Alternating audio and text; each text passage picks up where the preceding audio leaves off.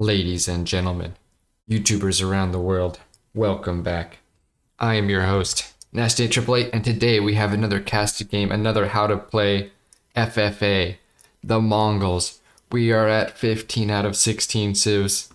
This is our second to last how to play video for this series, and I'm excited to get into this one because we have a fun one. The Mongols, I haven't played them in a while, but you know, we love them, right? The Mongols, one of the most fun civs to play, even though they might be arguably one of the weakest civs in FFA. I really enjoyed them. Let's take a look at our map. Check out our players, ladies and gentlemen. Spawning in the bottom, in the middle, right at the 3 o'clock position. It is I, Nasty Nate, 888 on the Mongols. Around the corner we have, on the south side of the map, we have the HRE player YF Hooksy spawning in just to the 7 o'clock. We have... Wait, did I mix these players up? Okay, no, we're good. I'm not going to try to pronounce that. That's a bunch of random letters strung together with no vowels. But the red player, 814 FU, something, something, something. And now we're here at the 8 o'clock position. We have Doodle Boy Jenkins, the Byzantine player. Up here at the top of the map, we have a player with the Chinese name playing the Jushi's Legacy. Now up here at 11 o'clock, towards the middle, we have Real Light, another Byzantine player. And in the middle of the map, we have two players. Easy, Steezy, another Mongol player. And right here in the center, going for possibly sacred sites, with an insane spawn surrounded by golden stone, we have Abner Marsh. Now, as we get into this game here, I will talk about Mongols, because that's why we're here, right? So, starting out, we already passed this point, but I'll talk about starting position. So we found water right away, so we went for the docks.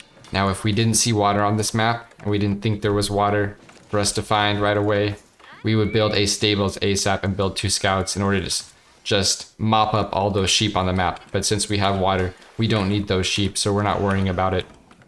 Now, this water is interesting because while it's good water, there's lots of deep sea. They're pretty far offshore.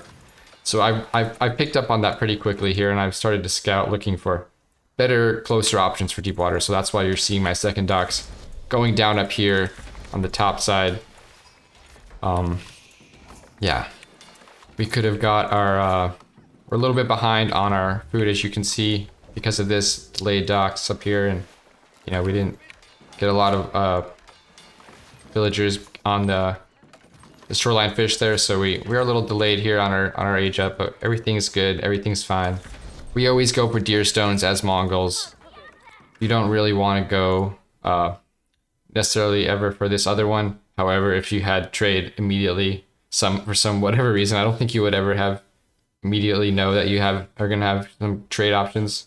But if you wanted to, you could do this. I just don't think it's gonna be worth it. The deer stones, of course, giving you that AoE buff, and we'll show you how that looks when it comes up.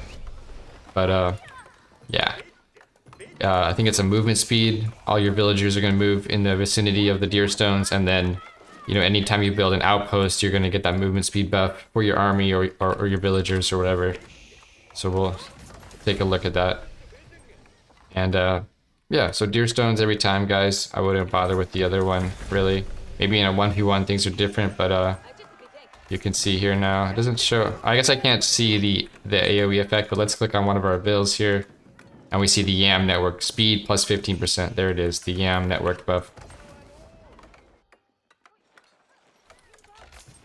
Now, we're going straight up in this game. You're going to see me rushing straight up into Castle and then so forth into Imperial.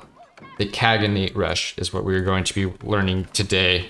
And it's definitely the build that I recommend. I'm not technically rushing it. I'm going to be getting my economic upgrades along the way, as well as an OVU. So we're already slowed down by going, docks in terms of, our early age ups.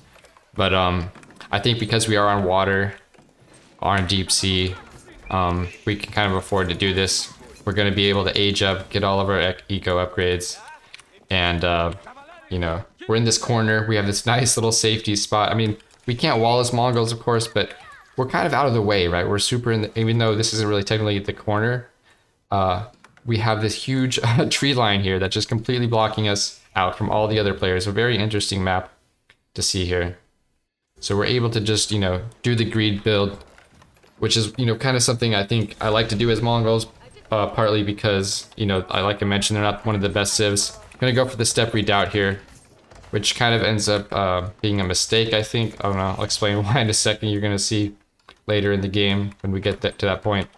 We'll talk about it, but you can do either one really. For the second, let's pause it for a second here. Take a look at our tech tree. So the step redoubt, obviously mining gold faster, great landmark. I can always recommend it. However, this other landmark, very nice defensively or even offensively if you want to buff your army with healing and giving them extra damage. So definitely can recommend this one as well. So this is kind of a you know, you choose what you want to do kind of option. I'm planning on going into cavalry this game, so my units are going to be moving very fast. So I don't think that this particular landmark is going to do me all too, you know, too well, because I'm not going to be able to, you know, push it forward and attack when I want to attack my cavalry. They're going to be going in on their own. So I end up going with this just to get the extra gold. It's also very, very nice defensively. If you think you're going to be all in, this can help you keep your army alive and can turn you know, someone's aggression into a failure, because Mongols don't have a lot of defensive options. So having anything, especially that, can be very nice, especially early game when they're just, you know, units are doing less amounts of damage at once. It can be nice to just have that passive healing. It can help you a lot, and the damage boost, of course. Now we see the teal player. He's gone for Birdgrave. Okay, interesting. So no Regnates here. No Sacred Sites, nothing like that.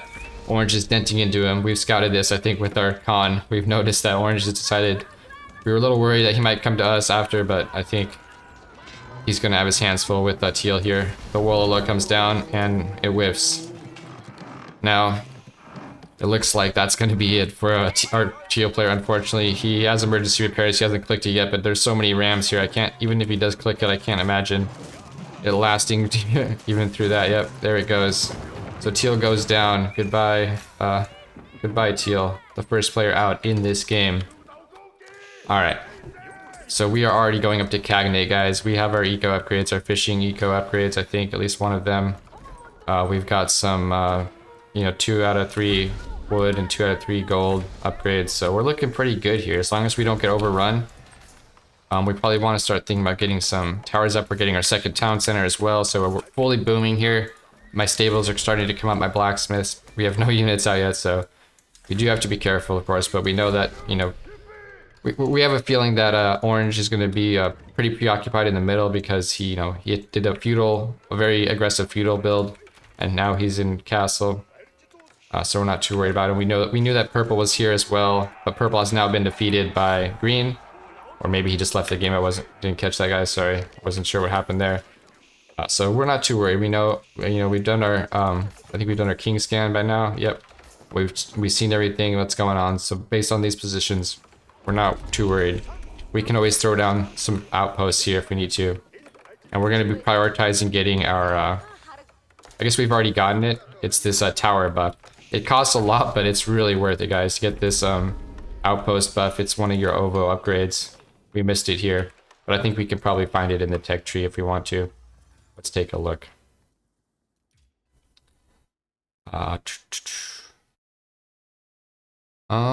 Is this it? Yeah, that's the one. So 700 gold, 300 stone, obviously kind of pricey, but 3 fire armor, 300 health. Yeah, great option for, you know, keeping your king alive, because like I mentioned, Mongols don't have any walls. So this is a great, very key upgrade. We build a bunch of towers. We put our king in the towers, and we, you know, if we need to, we bounce him from one tower to the next. If we're under siege and we don't have any defense in the area.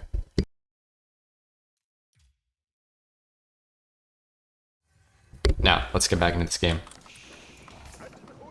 So We are going to be starting to go with Keshiks, and we are going to be as well also going with Maganai in this game. I've decided I want to go Cavalry, and of course the Keshiks are going to be key there. The Maganai probably not as important, but I think it's kind of nice to just mix them in if you want to. Of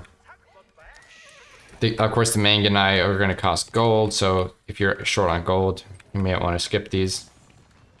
But with the Khan, with the ranged upgrades, they can be all right. You know, not the best. Definitely want to research. When you get the Kelp, after you get biology or something, you're gonna want to get the incendiary arrows so you can help torch buildings. But we also want to prioritize our raiding upgrades. Now, I know that some players have already been eliminated in this game, so I've already prioritized some of those raiding upgrades. As you can see here, we're getting the extra torch damage. For infantry and cavalry, this is a great one if you want to raid enemy players, if you want to try to, king snipe players, plus torch damage, amazing, right? We've even got the one with the extra +2 with the stone in there included, so we're getting that one. We also want to prioritize some of these other upgrades, the stone bounty especially. This one is going to be great. I should have actually maybe gotten that one first, because we want to increase our stone count, right, to get all these other upgrades. They're all really great on the OVO. The OVO, something like that. Anyways, now let's take a look at the whole map here. Oh, I didn't talk about our Age 4 landmark. So Khaganate, I mentioned that's what we're doing this build. That's what we usually do. But if you want to go for late game, like power, the Khaganate, if you're not Age 4 rushing, if you're doing some other build, say you put your second town center down sooner or something like that, or you got in a fight early, and Khaganate's not really going to help you. The reason you want to kind of go Khaganate in a lot of cases is because you're instantly getting access to fully upgraded, elite units, right? And it can help you in a situation with another player where you're fighting them early on and they're not in Age 4 yet. So that's what it's really useful for. Obviously free units are great, but they're random and they come out kind of slow. So, they're good. They're really good earlier on, but they lose value over time, I think, compared to the other landmark, the White Stupa, which is going to definitely increase in value over time. You're going to get stone every minute. You're going to be able to get pretty much access all those upgrades, even without stone overcropping. 240 per minute is great, and you're going to be able to get access to all those upgrades on all your things that you want to get. You're going to be able to get your eco upgrades, extra bonuses, all these things. You're going to get your blacksmith extra bonuses, all these things. All the things that cost stone in the game. You can you'll be able to get sooner. So definitely increase the value over time if you want to do that, if you're looking for late game power. But if you want power now, definitely get the Khaganate, right? Now, so this green player has picked up a couple of 2 kills now, I believe. So we are definitely considering him the main threat in this lobby. These other 3 players, I don't believe they have any kills yet. So our next play is to, we decided to charge across the map just to kind of slow him down. We're a little worried about him. We want to maybe harass his eco. I didn't think I was going to try to get a king snipe with this small army yet, but I definitely wanted to keep him in his base, maybe do some eco damage here. We could have ignored him and just focused on these buildings, but he was already in the middle, trying to get these relics here. We wanted to deny those relics from him, and we did by pushing past him. Instead of trying to deny the relics directly by fighting his palace guard army, we just ran right past him, and that actually pulled his whole army back and allowed these relics to be freed up and not be taken right away. So even though we aren't really succeeding in doing economic damage, I would say we're definitely pulling his army all the way back to his base, and we are now we have free reign to take the middle, start raiding these buildings, and get these relics if we want to. So let's take a look at our opponent's supply. He is at 175 out of 230. We are definitely way behind him there. However, I think our eco is pretty decent. His economy is also, he's Juchi, he's one of the best civs in FFA, and we are not, so this is like the power differential, right? But we are starting to ramp up. We have a lot of resources now. We're going to be getting even more as we start to raid these buildings here. Hopefully we are researching. Maybe we haven't, I think I maybe forgot one of the upgrades here, and we have our second OVO out now. But we forgot to get this upgrade, which was for a little while here. We're gonna get it soon, but I think we just could have gotten it a little bit sooner. Would have been real nice. You can also get this one for food, more food and gold, but I would definitely prioritize the stone bounty. Which you know, if you don't have the stone for it, you can get this one too, and then you can get this one later, right? So how these work is you can pay the full amount all at once, or you can just you know, upgrade one and then you can get the improved, and it'll just cost stone, I believe. So yeah. Okay. So we're raiding the buildings, we're moving out here, picking up the relics, just like what I was talking about a moment ago. Meanwhile, these players on the bottom are... Unfortunately, these players, I mean, they do want kills, of course, so they're fighting each other, but I did try to warn them that, you know, that green had a couple of kills already. And I had a feeling they weren't going to help because they're going to be too distracted fighting one another. So it's kind of on me to figure out how to deal with green, right? Green has decided to push back. It looks like he's coming out on the map. We did miss one of these relics, looks like. Green is starting to send his army out. It looks like he wants to snipe me. So he's going to be coming on around through the bottom. Like I said, there's some problems here. I mentioned earlier that my step down might have been a mistake this game. The main reason is I tried to move it through here, and as you can see, there are some berry bushes blocking the path. So what the problem is here is none of my buildings can come through here, and also none of my like siege units, my hoi hoi pows, they can't get through here either, as you'll see in a moment. And also on the bottom side of the map, I don't think there's also any space for those buildings, so it's possible that they can't even get through there either. There's just tree lines right next to the water. Now, we start to see that green has come forward, and I've kind of, you know, I don't have vision over here, so I've kind of missed this, unfortunately. And now I'm going to have to be panicking and building a defense here. But we don't want to panic, we just want to, you know, make sure we move our army back. We want to make sure we send, you know, each... we don't put it all information. We send each type of unit at its own run speed and its own information back, you know, by shifting through all the army units and using our relics to buy us time here. We even get a sick little Wololo there and get a few of his palace guards. Looks like we got about 12 palace guards, which is great. And we unfortunately lost this relic in the middle. We were so distracted here. Like I said, when I pushed him to stop the relics, he pushed me, and he also succeeded in doing that. So that's always a nice thing to do. However, I think this trade is going pretty well for me, especially with that Wololo there. Definitely got my supply up towards the max, and now I'm actually having quite a bit of a stronger army here to help defend me. Of course, the only problem is our opponent has 2 kills on his plate, so he, if he does get his supply back up, which he will shortly, we are not going to be able to really fight him head to head, right? We're gonna have to try something sneaky or try some other way to indirectly engage him without fighting like a fair fight, right? All right, so it looks like we cleaned him up here. Meanwhile, these players still denting into each other, and the king for red is on the run, and pink has claimed it. It's been fed to pink. Poor blue, he got nothing for it, and he just instantly GG's out, which I don't believe I picked up on, and I also was aware that I probably had no shot. But actually, looking at where his king is and what happened here, I probably, if I picked up on that, I actually think I could have sniped this king out.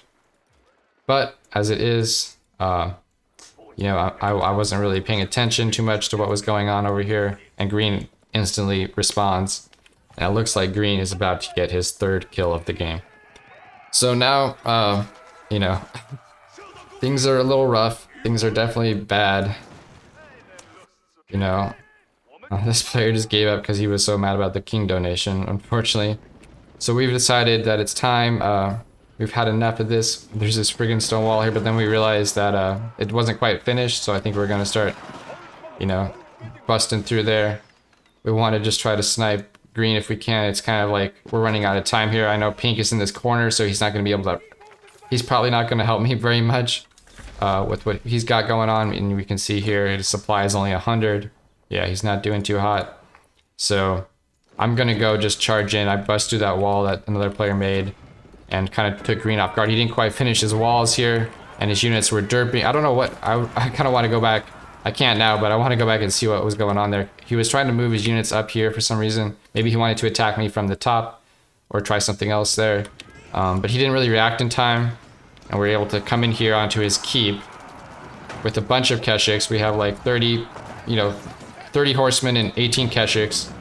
So we're going to be able to just destroy this keep. And with that, we fortunately take green out of this game because green was just going to be such a problem for me. If I didn't get this kill, I think I mentioned when I saw the map at the end of this game, I was so thankful that green did not put his king on the water here, which is something, you can do to keep your king safe.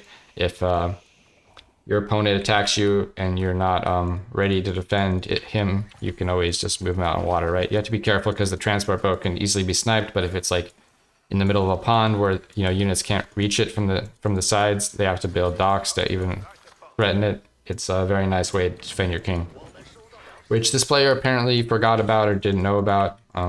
Either one.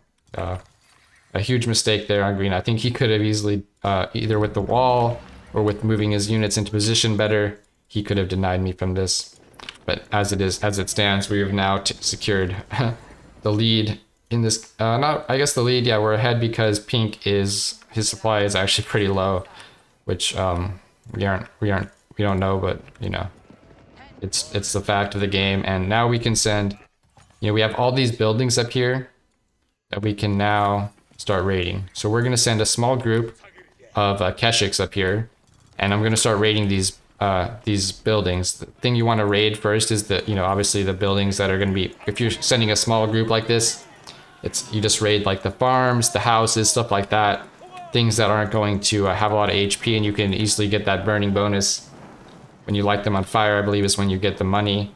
So that's going to be an easy way for me to get a ton of resources here, get all my upgrades, and just max out completely, right? I only have 250 supply, which isn't great. My opponent has the same, but I definitely have an advantage here. I've sent all my army units down to see what's going on.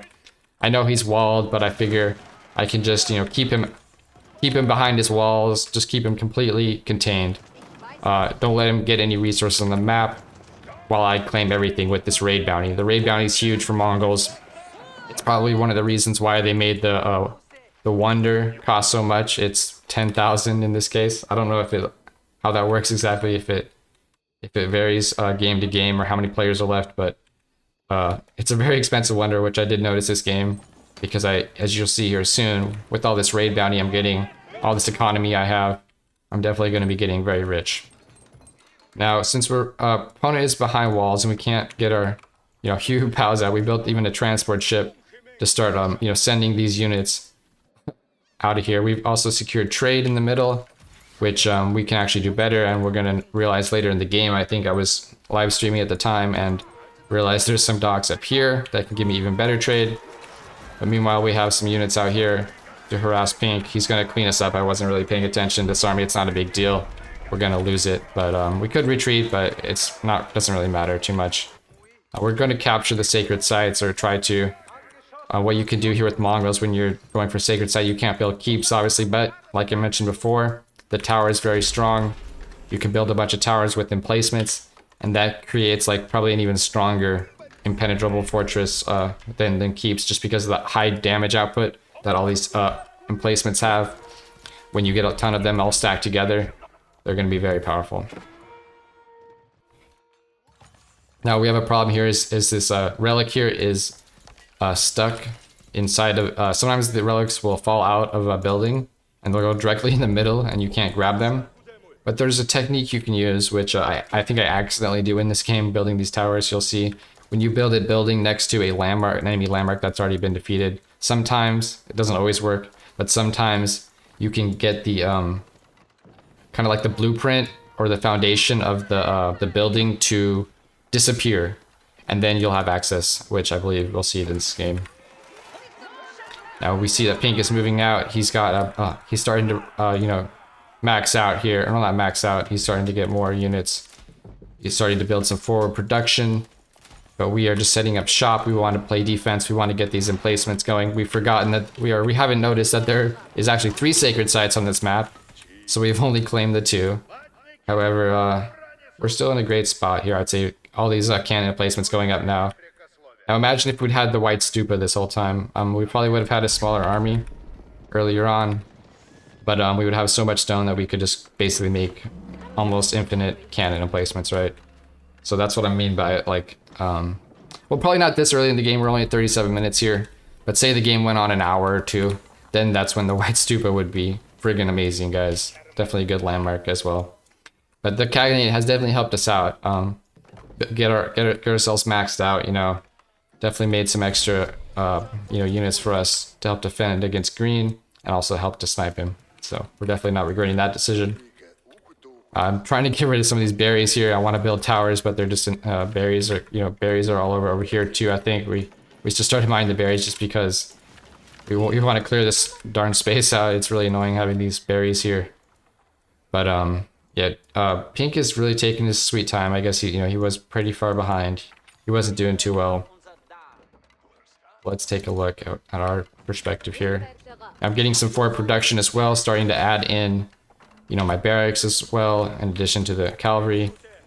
We got our siege from our Khaganate, so we got some free nest of bees, even though I haven't made any siege yet myself. I've even forgotten the upgrades.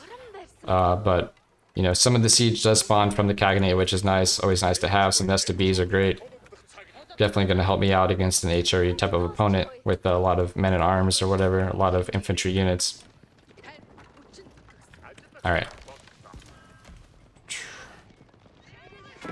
So we pushed out, we're just sending scouting parties with our cavalry to see what's going on. We want to keep our opponent on the back foot at all times if possible. So I wanted to poke out and make sure he wasn't coming out on resources, but then I realized his army is up here. And I believe I scouted some of his forward production maybe here. So we'll see what happens, but you know, for now I'm just gonna chill here under the protection of these towers is great. As long as we get emplacements on them, they're gonna help us in the fight quite a bit. We also got a bunch of emplacements at home to defend our king, who is not in. Oh, there he is. Okay, he's in the main town center. You can also another thing you can do. I want to talk about real quick is say you don't your position with your town center isn't very good before you build all these towers. You can relocate. Don't forget you can relocate, pack up your town center. You'll be vulnerable while you do it, so make sure your army's in position to protect it. But you can pack up, relocate. It's a nice feature for Mongols, especially like say you spawn somewhere and you're surrounded, or you don't like your spawn, and there's an area of the map when you hit your king ability in Castle Age, you realize there's an empty area of the map you can relocate to. You can just go ahead and pack up and move everything, and like say you can get into the corner, you know, build your town center, repack it up or reset it up in the corner, and then build the towers around that in like, you know, like a defensive position like that is a very nice feature for FFA especially. Now, Pink is finally starting to move out. However, looks like Pink has forgotten that he has a kill. He was fed a kill earlier. He has not built the you know, the extra houses for that. And yeah, he's just denting into us with. I mean, he does have some 21 hand cannons here, which, oops, I'm clicking a little misclick there, guys. Clicking on another building, but all this time you can see our. Let's take a look at our resources here. Boom. So we've gotten a ton of resources this whole time. I've been up here with my you know, my 4 Keshiks, right click, you know, shift clicking all the farms, all the houses, everything I could, you know, could torch here. We've got a ton of resources. Like, look how much we are kind of out of wood right now, and our stone is being all spent on upgrades and emplacements. But look how much resource we have, guys. It's amazing. Like, the raiding bounty really, it can't be, I can't state enough how important and how valuable the raiding is. To always send a few units to dead players. Even if someone else kills them, you can take the raid bounty, right? Like, if there's some buildings left up on the map, go torch them. It's amazing with Mongols. Even though Mongols is not like one of the strongest civs, it definitely has some weaknesses throughout the early game. I think if you can get to the late game with Mongols, you're aside from not having any walls, you're going to be in a decent position. And if you get a kill, you know, if your economy, if you're raiding, if you're doing like what you're supposed to be doing, sitting back and just raiding sometimes is definitely the play. As you can see, we're just destroying this player. He's about to tap out, I think. this is the end. Is there anything we didn't talk about? Let me think here. I think we pretty much covered everything. The Khan. Oh, another thing I'll quickly mention. I don't know where my Khan is, but maybe he's dead right now. We'll just talk. Here he is. Okay. So the elite Khan. Keep in mind this unit. He's gonna get upgraded when each age up you go. So if you go straight into Khaganate, say you go no upgrades on land with sheep, you're going straight into Khaganate. As soon as he hits like Imperial Age, he becomes a god, right? He becomes a really strong unit, individual unit. And you can just like really harass players and do damage with him. Keep that in mind, as he gets to castle, he's a little bit strong, but yeah, really in Imperial, he becomes really strong. And then your first unit's coming out of the Khaganate. If there's a player you have to fight or want to fight, definitely get them into play right away. Hopefully you get like some Manganay or some Keshiks that can get out on the field right away. And yeah, that's pretty much it, guys. Hope you enjoyed the video and the cat cam. If you can even see my cat, she's sleeping on the bed. That's why we have the webcam over there. But that's pretty much it, guys. Hope you enjoyed the content. We'll be back hopefully soon with the final how to play vid, which is going to be the hardest one to make, I'm sure. The AU bids. So stay tuned, guys. We'll catch you in the next one. Peace.